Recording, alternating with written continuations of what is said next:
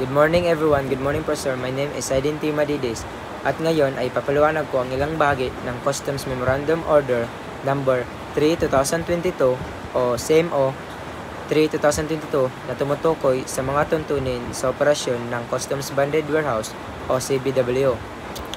First, Section 2 Administrative Provision.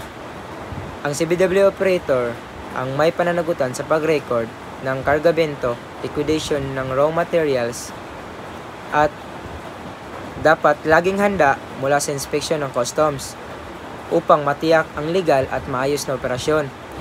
Second, sa Section 10, 11, 12, kailangan isubmit ang mga dokumento gaya ng application to operate, renewal application at inspection and compliance bilang patunay ng pagsunod sa mga patakaran ng Customs Bonded Warehouse o CBW. Pangatlo, sa Section 18, Suspension and Closure of CBW, ay maaaring masuspende o mapasara ang CBW dahil sa paglabag, kakulangan sa mga dokumento o smuggling.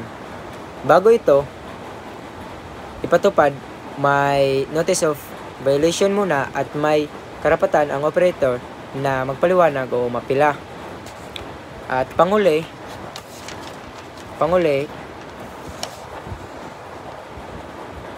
tungkol sa penalties of violation at compliance, ang mga CBW na naglalabag ay maaaring mapatawan ng multa o mawalan ng lisensya. Sa kabuuan, ang SEMO 3-2022 ay nagbibigay ng malinaw na gabay para maayos, ligtas at tapat na operasyon ng Customs Bonded Warehouse. That's all. Thank you, sir.